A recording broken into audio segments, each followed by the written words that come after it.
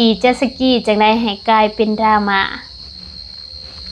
สวัสดีพี่น้องขอต้อนรับเข้าสู่ช่องทิปแชนแนลได้พี่น้องในคลิปนี้ทิปกะสิมานำเสนอเรื่องราวเรื่องหนึ่งที่เกิดเป็นกระแสดราม่าเหตุเกิดขึ้นอยู่ที่สถานที่ท่องเที่ยวเมืองวังเวียงก็คือได้มีผู้ชายคนหนึ่งที่ว่าเพิ่นได้ขับเจ็ตสกีอยู่ในแม่น้ำซ่องหลังจากนั้นก็กลายเป็นดราม่าเมื่อมีผู้หนึ่งที่ว่าเพิ่นได้ถ่ายคลิปลงโซเชียลให้พ่อแม่พี่น้องลองไปเบิ่งคลิปต้นเรื่องนำกันก่อน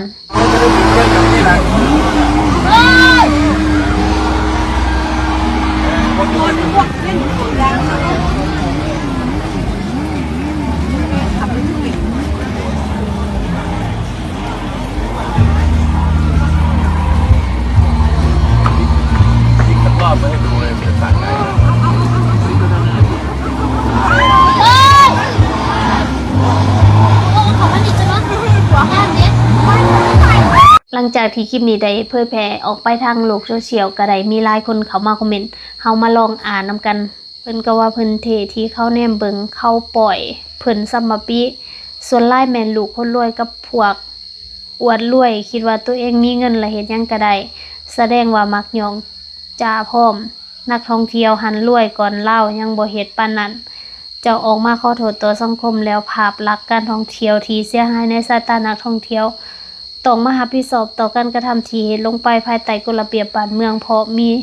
นิติกรรมแล้วสำหรับกิจกรรมการท่องเที่ยวทางน้ำที่ห้ากอประกาศใส่มันตั้งเฮ็ดใส่ตีถ่ายเรือเพื่อสะน้ำใส่เรือแบบนี้ถ้าเหลียวบ่ทันอาจชนเขาได้ตำรวจท่องเที่ยวว่าจังได๋บางหย่องแถวบ้านคอยเอิ้นแบบนี้ควายขับเรือแบบนี้หีบน้ำโตขึ้นศึกษาอบรมโดยด่วนแบบนี้มันเจตนาบังอาจใส่นักท่องเที่ยวเดี๋ยวจะเสื่อมเสียภาพพจน์และน้ำใจของคนลาวคนรวยบางคนเขายังบ่โซความจ่าปานนี้สงสัยขาดความอบอุ่นมันเลยอยากเต้นแต่บ่ได้ใส่สมองอันหน่อยนิดไต่ตองว่าสิ่งใดควรสิ่งใดบ่ควรภาคส่วนที่เกี่ยวข้องจัดการละแม่สาเฮ็ดหยังสถานที่ท่องเที่ยวอย่ามาเฮ็ดแนวเสื่อมเสียบ่แม่นตัวเองเป็นเจ้าของนะจับเข้าคุกเลยปรับไม้พร้อมแล้วก็มีคนถ่ายวิดีโอลงอีกเนาะคือสิเป็นขึ้นเรือกันยักษ์แล้วก็ถ่ายนำวิดีโอคือว่าธรรมดาแต่สถานการณ์จริงมันเป็นตาย่านอีหลีได้เรือเจ็ตสกีบ่ควรอนุญาตให้แล่นในน้ำซ่องเด้ออันตรายต่อนักท่องเที่ยวผู้อื่นขี่อวดขี่โซ่อยู่หนทางบ่พอไปแสดงความสามารถขับทางน้ำอีกหัวมีแต่พรมแท้ๆมีเงินแต่ขาดสติมันเมาเก่าว่าหั่นเทสิว่าคือบ่คำนึงถึงความปลอดภัยของคนอื่นเลยเขามาอ่านแน่จังแม่นศาสตร์ซัวคักย่านเพิ่นบ่ย่องขี่ปัดน้ำใส่คนอื่นจังแม่นบ่มีการศึกษาทำตัวขี่อวดแสดงว่าเพิ่นขับเจ็ตสกีเก่งมีสมองอยู่บ่จะสร้างความเสียหายให้แก่เพื่อนร่วมแม่น้ำเดียวกันแต่ก่อนมีพวกขี่รถวิบากมักไปขี่โซตามงานบุญต่างๆเดี๋ยวนี้พวกขี่เจ็ตสกีเนาะพวกนี้เป็นพวกอยากแสดงอยากอวดว่าโตเก่งโตมีไปมื้อวันนี้อาบน้ำอยู่ดีๆเกือบขี่มาตำพวกคอยเซยกระทบภาพรวมการท่องเที่ยวพื้นที่บ่เหมาะสมบ่ควรให้ลินเพื่อน้อยๆตั้งใจขี่เจอใส่คนกำลังพายเรือเนาะอันตรายสุดเพิ่นก็คงคิดว่าเพิ่นเท่เพิ่นก็ว่าเพิ่นเท่อาการแบบนี้เขาเอิ้นอาการจุดๆโอ้ยเนาะเสียงอุบัติเหตุนี่เลยเขาว่าอายล่างจะมักหยองเสลอขี่ดีก็บ่ว่าดอกขี่แบบกวนแบบนี้นิสัยสันดานสุดๆคำลือสุดเพิ่นก็ว่าเพิ่นผู้หนึ่งหันลากคอยย่านตามนักท่องเที่ยวเด้เนาะจังแม่นควายคักเนาะคือบ่ไปโซ่พาวอยู่บ่อนอื่นพุ่นซุ่มมักหยองว่าเพิ่นรวยมันปวงบ่จักมันเป็นบ้าแบบนั้นพอไปหาหมอละหั่นควายครับจะแม่นบ่ได้หนังสือคักมักหยองบ่สมควรส่วนหลายก็สิเป็นคอมเมนต์แบบลบๆนะพี่น้องมึงดูพี่นะยังบักหลายนึงแต่ว่าทั้งหมดที่ทิพอ่านมานี่หรือว่าคนที่เขามาแสดงความคิดเห็นนี่มีแต่คนลาวทั้งหมดเลยที่อ่านมายังไลน์รีคอมเมนต์นะคอมเมนต์อยู่600ปลายข้อความเนาะที่ว่าได้เขามาแสดงความคิดเห็นในคลิปนี้หลังจากนั้นเจ้าของหรือว่าคนที่ขี่เจ็ตสกีเพิ่นก็ได้ออกมาอัดวิดีโออธิบายในการที่ว่าเพิ่นได้ขับเจ็ตสกีในคลิปดังกล่าวที่ว่าถือถ่ายไปนั่นเดี๋ยวให้พี่น้องไปเบิ่งนำกัน คุมบ่ได้หว่า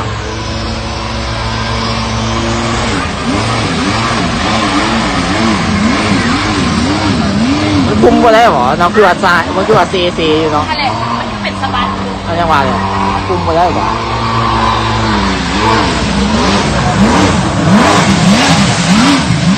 หนาวเลย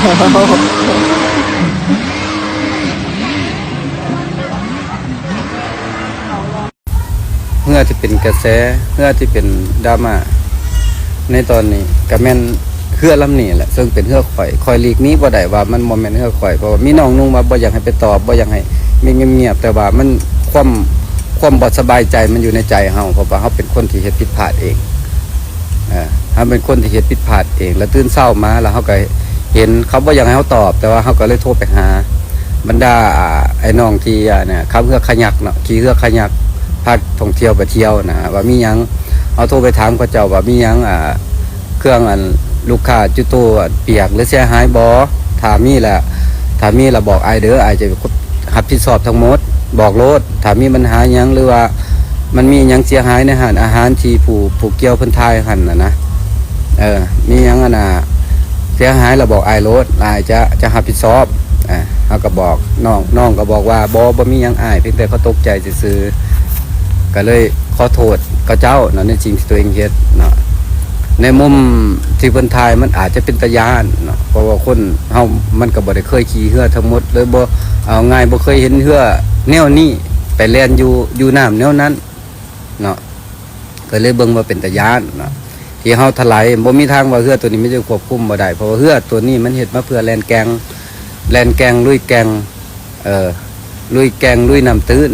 ซึ่งมันจะต้องได้แล่นไว้เพื่อยกเรือขึ้นเนาะเรือขึ้นน่ะมันบิดหน้าน้ำบ่ให้ก้นมันติดเนาะก้นมันติดมันก็เลยแล่นไว้แล้วเฮาก็แล่นแบบผัดพ้นแน่เบิ่งมันก็เป็นตะย่านเนาะพอเฮาลงไปในหันมันสองเทื่อซึ่งเฮาไปเช็คเครืออยู่ใกล้ๆหันเช็คเครืออยู่ใกล้ๆใกล้ๆบริเวณนั่นน่ะบนทางเฮาลงหันเพราะว่าเครื่องอุปกรณ์ปั๊มหลอกปั๊มลมมันอยู่ในหันเนาะเอาเช็คเครือเพื่อไล่ลมทั้งหมดไล่ขี้เหงื่อออกทั้งหมดแล้วเฮาอ่านว่าเฮาจะขี่ขึ้นไปทางเทิงไปปากเปาะเนาะขึ้นไปทางเทิงปากเปาะหรือผาตั้งเอาง่ายๆเนาะที่เฮาวางแผนเหมือนมันจะไปพุ่นมันจะหลีกหนีเฮือขยักหรือเขตชุมชนเนาะ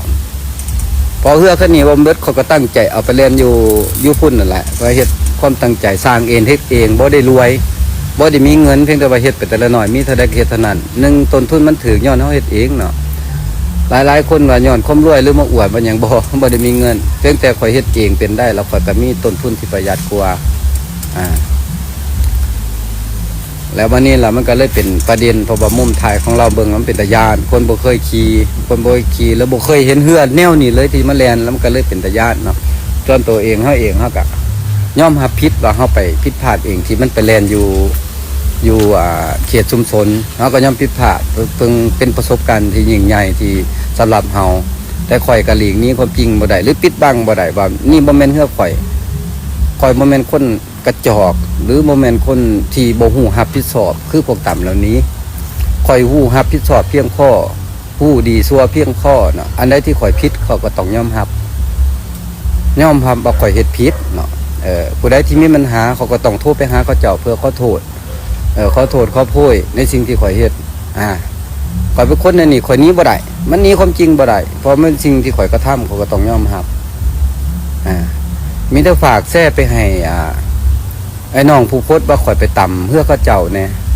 โพสต์ว่าข่อยไปต่ำเพื่อเขาเจ้าซึ่งบ่มีเลยข่อยบ่ได้ต่ำบ่ได้หยังเลยก็บ่ได้ต่ำเพราะว่าข่อยขี่ข่อยฮู้ดีข่อยเว้นระยะห่างที่ไกลเติบ5 เมตร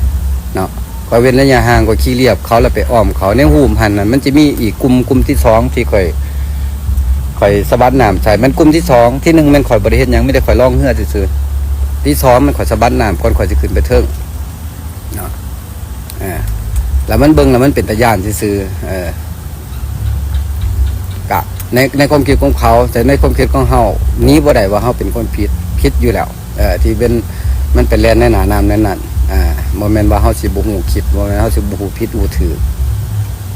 แล้วก็หนีความจริงบ่ได้ข่อยสิหนีแบบว่าปฏิเสธบ่ได้ว่าบ่แม่นของข่อยเป็นคนที่แฟ้ๆยอมรับอยู่แล้วว่านี่แม่นของข่อย ข่อยเฮ็ดเองข่อยก็ทำเองข่อยเฮ็ดเองเขาก็ทำเองเขาก็ต้องยอมรับในสิ่งที่ข่อยเฮ็ด เนาะมีแต่ว่าฝากแซ่ไปให้คนที่บอกว่าข่อยไปตามเขาเจ้าหรือไปเฮ็ดให้นักท่องเที่ยวที่ว่าเขาบาดเจ็บสิ่งที่เราเว้าหั่นนะแต่ข่อยก็ยอมรับอยู่แล้วว่าข่อยผิดแต่สิ่งที่เราเว้าว่าข่อยไปตามเขาเจ้าเนาะไปตามเขาเจ้านะให้เราหาหลักฐานมาหรือวิดีโอมาเนาะวิดีโอมาว่าข่อยไปตามเขาเจ้าหรือมีลูกค้าบาดเจ็บซึ่งตัวนี้แม่นบ่มีแม่นข่อยบ่ได้ไปตามอีหยังเขาเจ้าจักบาทเลยเพราะบ่ได้ตามเขาเจ้าหรือบ่ได้ไปเสี่ยวส้นหยังเขาเจ้าอยู่ข่อยขับเองเขาฮู้ดีเพราะว่าคนอื่นอาจจะขับบ่เก่งเท่าข่อยเขาบ่ให้ขับอยู่ในบ่อนชุมชนอยู่ในบ่อนชุมชนมันข่อยจะขับเองเนาะเพราะเรือข่อยเป็นคนสร้างเองเขาเฮ็ดเองเขาเข้าใจมันดีฝากแซ่หรือผู้ใดสามารถแซ่ไปให้ผู้ที่เราว่าข่อยไปตามเขาเจ้าอันน่ะให้เราเบิ่งแหน่แล้วก็ให้เราหาหลักฐานมาว่าถ้ามันมีความจริงนะหรือมีผู้เสียหายนะขอยิ้มดีสดใสเลยให้100 ล้านคันมันมีหรือว่าเจ้ามีคลิปยังก็ตามแต่ตอนข่อยต่ำหรือข่อยไปด่าหรือไปเซียวส้นนะเขาจะให้ผู้นั้นเลย100ข่อยบ่ได้มีเงินแต่ถ้ามันแม่นสิ่งที่ข่อยเฮ็ดข่อยยอมจ่ายเพราะมันเป็นความผิดของข่อยเนาะอันนี้ข่อยคืออยากเห็นหลักฐาน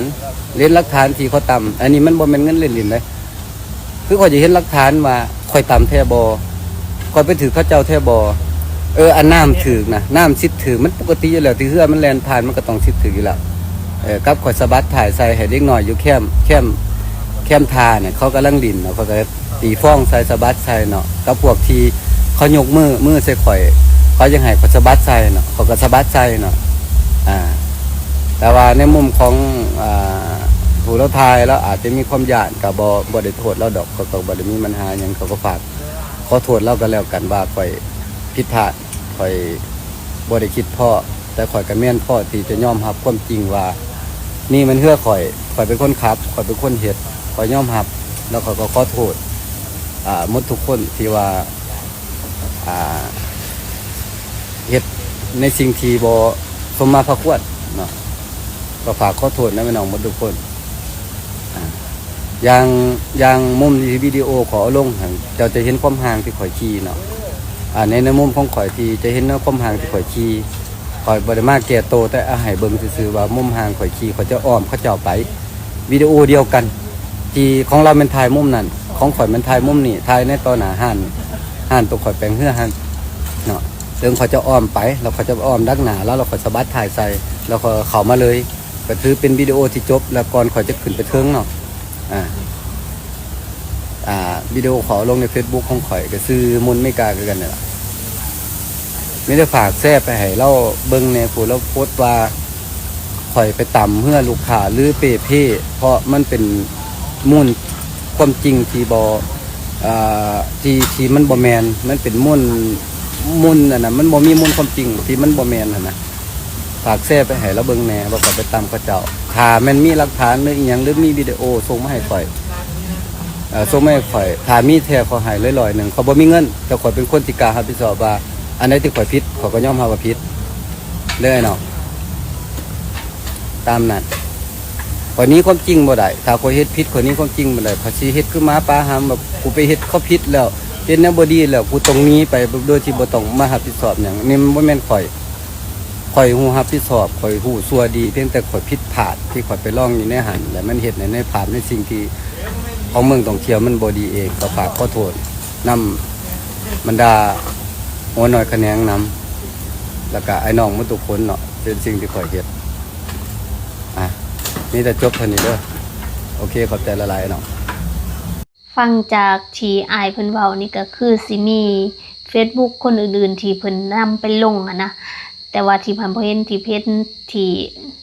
Facebook ของลาวพัฒนาลงนะอันนั้นมันเป็นคอมเมนต์ส่วนหนึ่งเนาะแต่ว่าส่วนอื่นๆนั้นที่บ่เห็นแต่ว่าน่าจะเป็นทางลบๆลายนี่แหละจนอายเพิ่นต้องได้ออกมาขอโทษแล้วก็มาอธิบายถึงเหตุการณ์ที่เกิดขึ้นซึ่งทิพย์ก็เคยขับเจ็ตสกีอยู่ได้พี่น้องเคยขับน่าจะประมาณ2 เทื่อขับอยู่เกาะล้านขับหอบเกาะหันเ เวลาขับหั่นนะขับไวอยู่ได้ แต่ว่าขั้นแบบขับสะๆหันเฮาสิบ่แพ้น้ำแต่ว่าเคยขับไวแต่ว่าอันนั้นแม่นบอนที่แบบว่ามันกว้างเนาะหรือว่ามันเป็นบอนที่ขับเจ็ตสกีโดยเฉพาะหั้นนะ2เทื่อนั่นแหละที่ขับหั่นนะเวลาขับมันต้องขับไวๆได้ อันนั้นแต่ว่าคืออยู่วังเวียงหนำซ่องจังซี่นะเวลาที่ทิพไปเที่ยวนะที่บ่เคยเห็นเขาเจ้าขี่เจ็ตสกีได้หรือว่าที่มาจะไปบ่บังเอิญตอนเขาขี่บ่หรือว่าจังได๋หรือว่าเดี๋ยวนี้เขาเจ้าขี่บ่ก็บ่ฮู้คือกันเนาะเพราะว่าสมัยก่อนที่ทิพไปน่ะก็หลายเทื่อได้หลายปีก่อนนั่นแหละที่ไปเที่ยววังเวียงก็ได้ก็บ่เคยเห็นขี่จักเทื่อหากะเห็นวิดีโอนี่แหละที่ว่ามันเป็นกระแสขึ้นมาเนี่ยพี่น้องแล้วคืออยู่หันนะมันก็เป็นสถานที่ท่องเที่ยวเนาะแล้วก็เฮือไปมาตลอดเฮือกระหยักอันนี้พี่น้องทิพย์ก็เคยไปขี่อยู่แต่ว่าบ่เคยเห็นเขาเจ้าขี่เจ็ตสกีจักเทื่อได้ถ้าเห็นก็จะเป็นเฮือไว้เฮือ